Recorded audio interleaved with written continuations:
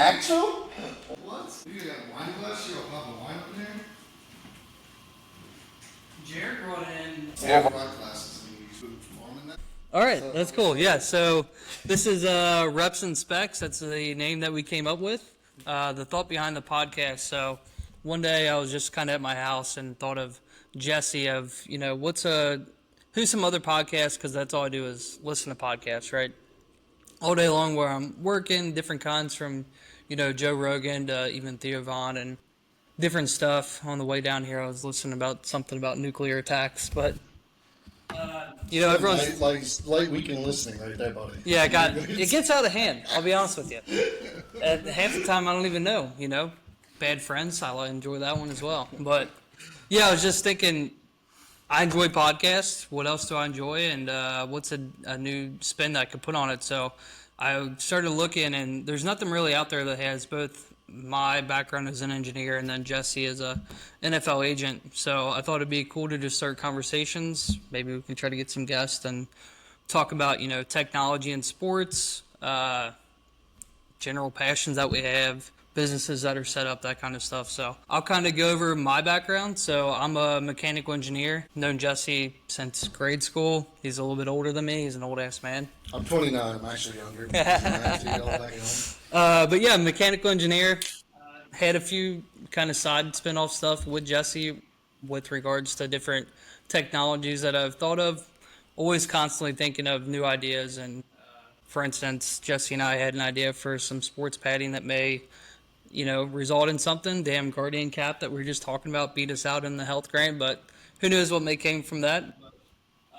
Yeah, engineer by trade, worked with 3D printing, construction, assembly of cars, turbine engine manufacturing, kind of all over the place. But what made me become an engineer was back in the time when I was in the National Guard. I was a helicopter mechanic.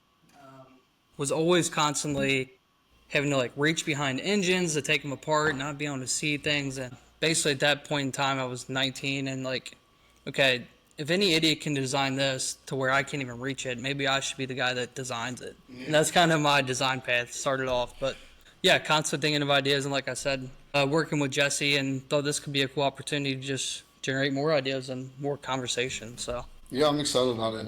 When you brought the idea to me, it is definitely unique, and I'm like, this is something that's going to be fun to do together. As you mentioned, I am an NFL agent, been an NFL agent for 11 years. I'm also an attorney. I focus on personal injury and contracts. Me and Brad have started some stuff together in the past. I've had multiple businesses, an entrepreneur. Brad's the brains, and I'm just kind of the salesman at that. And he just makes me seem like I know what I'm doing. I really don't. He's the one that does it, and he just makes me look good. No, you're the guy that brings me back down. Like, for instance, I brought you the idea of this podcast. You're like, all right, let's focus in. What's really more your idea? And really just comes down to talking about technology in sports, how it's being implemented.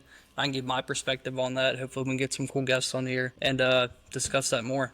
I'm excited. I think we should start with the Guardians that you mentioned it, and that's a good lead into. I can reach out. I did set up so my son goes to Black Sheep Performance up there in Blue Ash. So talking to some people up there, might have Carl. He said he'd be interested. He's involved a lot with Elite 11 stuff. He's really kind of taken over their more social media side of things. So he's involved with tech. Cool young guy, huge. He's like 6'5", but. It's almost as big as me. Yeah, exactly. You could definitely take, what's that, the Wing Chun? Is that what you do? Yeah, Wing Chun is the newest form of martial arts that I'm partaking in. Yeah, so it's interesting to talk to them because a lot of my job is getting guys prepared for the draft process. And yeah, for sure. And Black Sheep, they're starting to do more combine training and preparing guys for that. Pro days and the combine itself. So yeah, funny enough, the way, I don't know if I ever told you this before, but Add Up is the metal 3D printing that I am on the leadership committee of up there. And all the time, there's this gas station I go to that's right next to Add Up there in Blue Ash, and I'd seen Black Sheep Performance. I'm like, what the hell is this? And then I was watching back to enjoying podcasts, but Sunday Conversation with Caleb Presley. He did something with Joe Burrow at Black Sheep, and I'm like, no way, what is this? So I started digging more and more into it, and maybe got my son up there a little too early, when he was 6 years old, but... Never too early to start him on the right path. I mean, Patrick and I do a good job of this. Yeah, Javon was like, yeah, maybe he's a little young. He probably needs to know left and right, but brought him back out the next year. Carlton took over. It's This cool up there. is Yeah, I'd really be interested in, like I said, just the combination of technology, what kind of stuff they use from either sports nutrition to, actual all the video stuff that Carlton takes and how they break it down and teach guys. So, yeah, I think this is going to be cool. Hopefully, we can have some good conversation on here and just keep building our network and keep up the, intrigue to invent new ideas. Yeah, I think there'd be a lot of opportunity to talk to trainers specifically on the wearables for the measures, like you said, the heart rate, the BMI, everything else, and then also I'd love to get to haptic wear at some point and kind of talk about the evolution of training athletes with haptic wear in the future to prevent injuries. But I think today, if you want, we could talk about like the business we had together, the idea we had together. We pitched the NFL and kind of go from there. Yeah, sweet. So actually, today we're recording this. We'll probably do it from different spots, but we're at one of my companies, SafeWave Technology. Speaking of haptics, it's a notification vibration band that was really geared towards the deaf and hard of hearing. So essentially, it's a vibrating band that can hook up to things like smoke alarms and those instances that you want a kind of stronger notification for a deaf or elderly individual that Apple Watch or something won't wake you up from. But going on that idea, so I had come across on social media kind of so it was right around the time that my son was born, and football to me had always been not so much, it's always been a huge part of my life. It's geared me for not so much like I'm 5'8", 200 pounds. Best time I ran was like a 4.7 in the 40. I'm not going anywhere. But the tangibles that I got from football were unparalleled. Like I still use them today, from the ability to make quick decisions, staying calm in stressful situations. I think that as well as the military really gave me a lot of like intangibles for who I am today. But one of the things that my wife had really pushed back on, and this is actually my first year that my son Isaac's going to be doing tackle football, was the fear of concussions, head health, and it started me going down the path of, what does the NFL do for research and furthering kind of getting away from when I was a kid with that crappy air bladder to where they've come today. It's actually pretty amazing with all the developments that's come along with that. But with that said, there was a competition which we finished second in. The damn Guardian Cap, like you're talking about, it beat us out. Hopefully, we can get their founder on here and have some good conversation. But my idea was essentially a padding type of material that the intent was it would disperse. So, say you have and I can put some graphics up on the screen maybe to better explain it. But and as we're moving along, maybe we can have some better ways to present. But basically, it's a We're still figuring it out. yeah, exactly. We're working this out. Exposed, yeah. I know technology. I'm not a video guy, and I ramble as well, which you'll see. But back to the idea. Basically, if you were to say you have a surface like this table, and there's a hit like in contact with the helmet, it would hit in one pin location, and then it's dispersed all over the player's head or their shoulder, so that it's resulting in a smaller force. We were seeing a reduction in like 85% disperse in one location. So yeah, I think it has a lot of applications. Even reaching out and speaking with Forrest Griffin at the UFC Performance Institute, which I hope to have on this as well. He was very intrigued in the way that my, stance on it was to put it in their gloves. And he was like, this may be better for the individual that I'm training with, instead of him having this huge thing that he can't really move with. If he's able to have this lightweight material and move faster, it's only going to improve me as an athlete. Yeah, and as you mentioned previously, the progression in headwear in the NFL has zoomed recently, and it's For sure. because for the longest time they were just kind of pushing the rug, right? And Yeah, yeah. maybe I think it was with Will Smith when they were talking about CTEs Yeah. and how the NFL was handling the information they were getting. Now it's kind of making up for the past mistakes and trying to catch up to where they should have been if they'd invested the whole time For sure. in development. And it was just bad luck that the year we put this in for they're giving out grants because they're looking for new innovations. The Yeah. year we presented was the same as the Guardian Cap, which I advocate I think more players should wear it, honestly. Yeah, I agree. I mean, it looks kind of silly, but It looks very silly. It looks like a big head. yeah, What? I think it's for sure in practice. There's no reason for you not to wear it. I know there's debates out there of it's going to slow you down. It's actually going to create more contact because you're going to have more surface area and you're not going to be able to slide as much. But the padding within there, yeah, it's a no brainer in my opinion just to wear it. And I think it will start attracting more kids into the space. Like I said, Isaac's going to be a starter this year for Taylor Mill Eagles. We only have 21 kids that are signed up. So, and with that, they're 5, 6, 7 year olds. 5 of them are probably going to quit. So, like the reduction in numbers is crazy. So you're pressing to even field a team, pretty much. Yeah, for sure. Yeah, it's interesting that you mentioned having that extra layer of safety that it may increase risk because people are more dangerous with their bodies. When I was in Europe, I was in Spain and I was talking to some Australians and they were making fun of American football because of all the pads we wear. That's right. We're all Yep. weak. You have to wear pads. And they were showing me how to throw rugby and it's huge. And they're like, throw it back. So we start the game and they toss it back. And the first guy put my shoulder right in his chest, put him in the ground. His air comes out. He's out cold. And they're like, you can't hit like that. Like, you're supposed to sweep. You're supposed to sweep. I said, what happened to all the. Exactly. We're soft. We're soft. But it does, I think, when you get that mentality of playing with pads your whole life, you get to that, like, I can hit a lot harder than I really should be hitting. For sure. They grew up without pads. So they're like, that's dangerous what you did. Like, you could have really hurt that guy. Yeah. But in our mind, that's how you make a tackle. Exactly. Yeah, that's since they don't have the pad, they as a little kid decided, hey, I'm going to kind of play you a little bit, and they just keep improving on that. But that's why they don't wear pads, and we do. But now you're seeing the football without pads, American football without pads, and it is pretty ridiculous. Have you ever seen any clips of those? Yeah, it's crazy. Yeah, it's insane. Like, whoever signs up for those, It is. we should get you on the show. I would love to talk to just one person from that because Yeah, for I sure. don't know what you're thinking getting on there because some of those guys just get rocked. And I wonder if that was a game that they start playing young, those sins would still be happening now. It's a good point. Yeah, that was my big push for Isaac starting. Chelsea wanted him to start later in middle school, but hell, the kid's already 90th percentile in height. He's a big kid for around who he's with. I can't imagine another kid that's been, say he stops, doesn't play till he's in 7th grade. I'm the same size now as I was in 7th grade, so I have some kid running at me that's 180 pounds. He's probably going to fuck me up. Yeah. Especially if I've never been there yeah, before, right? If you're used to that hitting, if you're looking at it like, oh, this could be a little bit dangerous. Yeah, And for they've sure. been like, this is what I've been doing for 7 years. It's a big difference for sure. A lot of people are starting right now with flag, which is growing tremendously. Yeah. It's the fastest growing in the world as far as a sport.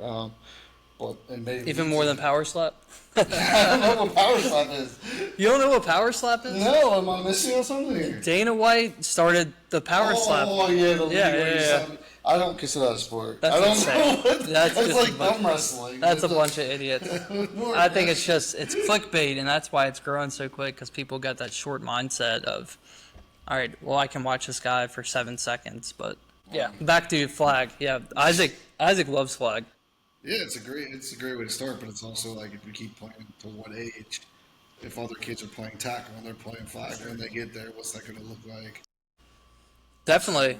What's the word? Yeah, and it seems like the NFL, their flag league is really trying to grow. I know there's a lot of different leagues and, enticements of, hey, you can play on the Bengals field if you reach a championship, that kind of stuff. So it is pulling a lot more of the younger kids, especially. Yeah, I think the NFL's ultimate goal is everybody play flag up until 13.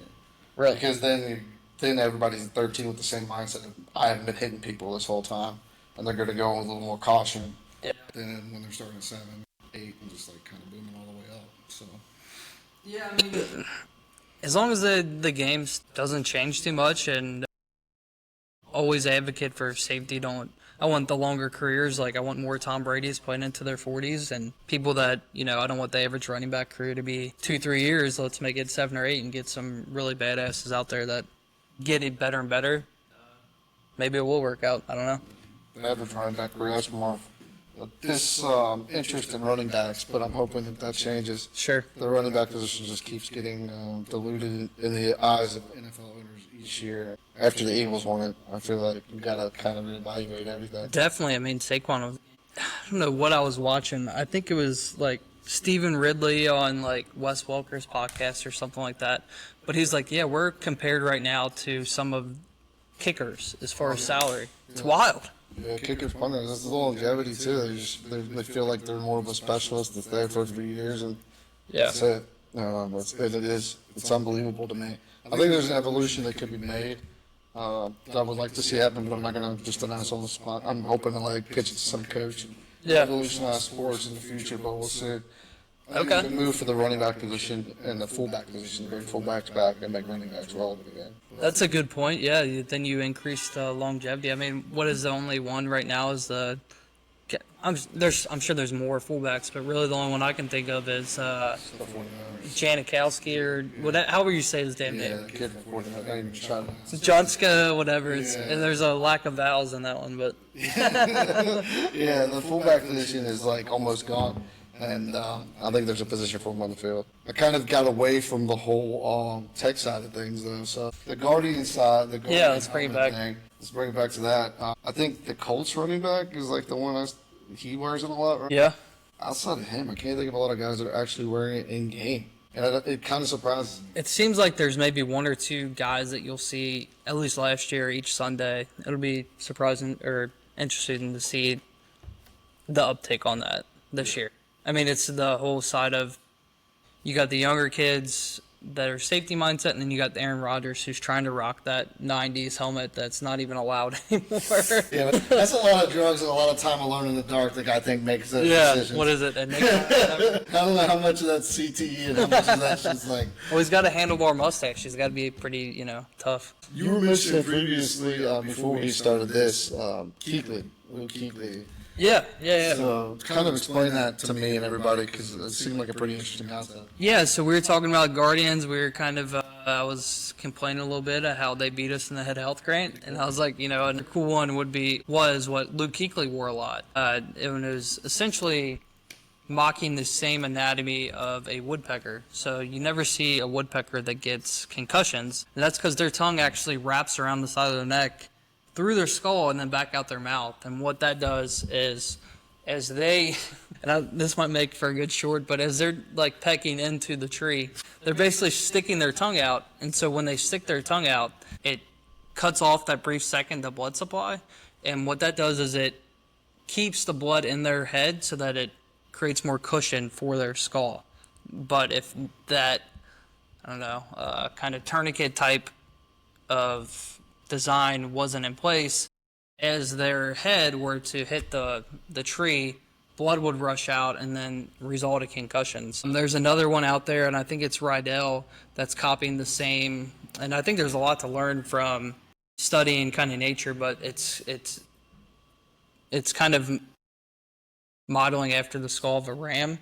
So it's got like built-in sections in the helmet that's meant to depress as you hit, and I don't know. I think that's pretty sweet. That's actually way cooler. When you had mentioned that woodpecker, you said that and what cut off the blood or something? What did you say? Well, yeah, basically it like puts slight pressure on like your carotid arteries, and I would think that would have some, if you're wearing that all day long, like 2 days or something like that, some issues elsewhere. It might help your brain, but who knows what that You means. were asking me, and I was like, I did not. That does not sound good to me at all. Yeah, like, should be the tongue around your brain. I was like, no, that sounds terrible. With Yeah. the ram, I think that's definitely a better approach. That seems more like something I would want to put on and actually wear. Yeah, that's why similar to the same design that I had in the helmet, and maybe we can see that come to life one day. Yeah. Be pretty sweet. Yeah. Because that just dispersed the energy throughout instead of just like right Exactly. Instead of like that pinpoint, it's like instead of getting hit with a finger or a bullet, it's the same idea as like protective vest or a bulletproof vest. Instead of the bullet going right at your body, it actually takes the bullet, but then it'll make it into kind of a shield hitting your chest instead of that small pinpoint. So. And like you were mentioning before, was the martial arts that I do. A lot of things that we talk about is like getting hit, and then when you're going down, dispersing that energy and not just landing straight on the back of your head, right? For sure. You see that parkour where people land off of crazy heights. Yeah. They roll to disperse the energy, and it's not just hitting out; it goes immediately and then feet immediately. You see the other forms of sports already practicing how can we disperse this energy so it doesn't impact it immediately. Yeah. The thing that I think it'll have a pretty cool application on is from the studies that I've did, and I hope the next couple of years put some more energy behind it. But it doesn't matter how big or small it is, the percentage seems to be the same. So whether it's like the thickness of your finger or it's the width and thickness of this table, there's applications to say instead of putting it in your helmet, you could put it in like a protective shirt type application, which may be a smaller barrier to entry. Who knows? Because Rydell's definitely got, I think they have like 78% market share. I know Vice has tried to come in and they had a ton of player engagement. And hopefully, we can talk about that more of like player business. But they were largely like funded by Russell Wilson, Tom Brady, those type of athletes, and hell, I don't know what they did with it, but they took 300 million and almost went bankrupt just because they're trying to fight players that have been entrenched in the game for 50, 60, 70 years. You know. They're fighting the unions too. These unions have deals with these companies, and once Yeah. the union has a deal, the agent can't do a marketing deal outside of that deal. Yeah. So it kind of limits what possibilities you've had. You got to get in with the NFLPA or the NBPA or the MLBPA Yeah. to really get something going on a bigger level. So Yeah. it kind of changes everything for the marketing side. You were talking about the shirts. Going back to martial arts, when there's competitions for regionals that aren't mixed martial arts, a lot of times people wear like the shin guards, the guard in the chest, stomach, and the gloves and the headgear and the face mask. If you could put it in a shirt, being able to put it in that chest and stomach guard. Yeah, that's would where be Forrest was massive. really interested Yeah, in. it'd be massive on the training aspect and then the competition aspect for martial arts because when you're competing in different forms of martial arts, depends on like if it's Brazilian jiu-jitsu, there's gi or no gi, so you're not really doing all that equipment wise. But if you're looking at a Cheetah-Ru or some form of karate or kung fu form of Wing Chun, they're most of them during the competition. They're not out there to hurt each other. They're out there to kind of point spar, Yeah. continuous point spar, or separate point spar, and they're wearing all that protective gear, so that could really help them to minimize For any sure. damage. Yeah, and like when you're training, you can do it at such a higher speed too that could only. Yeah. Yeah, I broke both my fingers 6 weeks ago, and one healed right, the other one's still kind of messed up. But it's getting Yeah, there. right. Yeah, it's getting there. It's You're 29, man. It'll heal right away. Yeah, quick, yeah. So No, that's what, honestly, maybe we'll kind of start closing here, but this is the type of conversation I like. I'm tech, you're NFL law agent, but the general just love for sports and our knowledge of it, I think, will be some pretty sweet stuff. But one last thing that I kind of wanted to talk about, and it has to do with the liability side, is as we're kind of recording this during Bengals training camp, I wanted to get your take on what's it, first round Stewart? picks. Yeah, Stewart, Yeah, man, and first round he's picks. holding out for that guaranteed money. That seems to be more the thing. I mean, so the language in there, I think that they're arguing about, and I haven't got to see the specific language. I've been looking to find it, but I think it's mostly about the guaranteed on if injuries happen outside of sports Okay. or outside of the game that they're playing, like outside Yeah. of football. And if that is correct, and from what I've heard, that is the language. The pick above him and the pick below him signed the contract with that language in there. Yeah, So only he's makes making sense. the Bengals look pretty bad. Yeah. But from what I'm understanding is that's the hang up point. But to me, I get where the Bengals coming from. If you're hiring someone to play a specific sport and they get injured outside of the sport playing a different sport or Yeah. riding a motorcycle or doing whatever, you don't want to keep paying that person for the remainder of their contract if they can't perform. If they want to go out there and mess around on a bike, and that's on them. Yeah. But you see a lot of times they'll mess around on a bike or they'll speed in a car or they'll play a basketball. You knew a basketball game in the off season, Yeah. and get injured. And the Then guys they're out for that year. yeah, the guys that are vets, they get that language out. But like the rookies, it's harder to get that language out. And just don't play basketball for 4 years. Like don't risk getting injured Yeah, for sure. playing a different sport. Show your value, and then we'll lean a little bit more Yeah, on the, yeah. the language. Even just looking at like NDAs and crap, all that stuff's way above my head. So I can't. I got to focus it and understand more than just math, I think. Well, the Bengals side, like their drafting has not been great, so I think they're really hesitant. They picked the kid 2 years ago at DN. I can't think of his name. and he just, I mean, Wasn't great. Yeah. he hasn't played much at all. Like, No. he barely gets in. And then last year's pick, the right tackle, was great. Mims is Mims, great. yeah. When he's healthy, he's great, and he had a good rookie year. But on the D line side, you had Sam Hubbard that was a good run stopper. He's retired. You had Trey that you picked up in free agency. The drafting at the D line position has just not been great recently. No. So they're kind of worried about, like, if we're paying this kid all this money, Yeah. and then he gets into doing something else, well, what are we gonna do? Yeah. So, Yeah, you need that money to go pick up that vet. yeah, or pay Trey because Trey's trying to sit out too.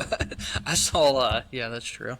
I saw some AI video that my wife showed me, and it was like, I don't know what player it was, but it was basically a bunch of made up AI players at the bottom of on their practice field, and they're running a car wash, and they said, "This ain't a joke. We are broke. We need to make money to play Trey." And I think people a lot of times see, like, Mike Brown's cheap or he's not willing to pay, but for the most part, like, Jamar Chase has got a ton of money. Joe Burrow had a huge contract. This could be a whole episode. Yeah, I would maybe love we to will get like to into do that. The salary cap thing and Yeah. the unrealistic beliefs of the Bengals fans and even Joe Burrow himself. I love Joe. He's an amazing quarterback. I love him for the Bengals. Met him, great guy. But, like, some of the stuff he thinks, like telling players to take the most money in NIL, I almost lost my shit. I'm like, Joe, if you just stayed at Ohio State, who would have definitely paid you the most, nobody would know who you are right now. Not a single person in America would know because you never played. That's a good point, yeah. Like, you go to LSU, and now he's telling other kids, like, take the most money. Terrible advice. Take the position where you're going to make money for sure. You don't want to lose money. Yeah. But where you're going to be able to show how good you are. Because $100,000, $700,000, even $2 million, great money for a college kid. But if it's going to leave you sitting behind somebody for Yeah. 4 years and never making the NFL, you're leaving, these guys are making $30, $40 million a year. Yeah. You got to look at the big picture. Yeah, you're doing it for a game check at that point. Yeah, you're going for right now instead of the ultimate goal. So the salary cap has ways to get around the salary cap, a dead cap space. Most of the owners in the NFL, their money is from half the owners in the NFL, not most, but half of them, their money's from owning the team. Like Mike Brown's dad started the Bengals. That's his $3.9 million evaluation. What is the word I'm looking for here? His net worth is all tied up into the Bengals. It's not liquid cash. So people see he's worth $3.9 billion, but he'd have to sell his team to get $3.9 billion. So, like, he doesn't just have that just sitting around. Yeah. And he can't induce dead cap like the Browns can or the Eagles can. And the Eagles in 10 years are going to be terrible because they're going to have all this rollover cap space from these players that they keep pushing. And that's not, Cincinnati doesn't want 10 years of bad to win a Super Bowl now. Or a lot of fans say they would, but in 10 years would be asking for the team to go somewhere else. Exactly, So yeah. it's hard to appease everybody. You're never going to make it happen, but For sure.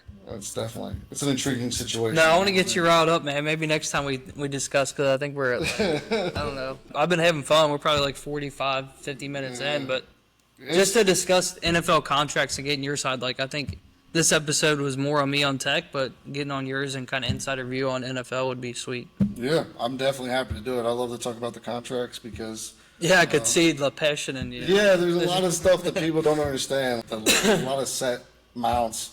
It's really more the language stuff, and then especially on rookie contracts. And people think we get 20% of contracts. I've heard people like, you get 10, 20%. We're capped at 3. And most of the time, we're not getting 3. Yeah. So, like, a lot of misunderstanding of fans of how money works in the NFL. Yeah. But It's not all, what is it, Ari Gold from, or no, who's the guy on it? Taraj? Yeah, it was Ari Gold, but I was thinking of the dude from Ballers with. Oh, yeah, I don't remember the agent's name on that one. Jared McGuire is like the big one that everybody talks about, which is based off of Lee Steinberg and Lee's friend.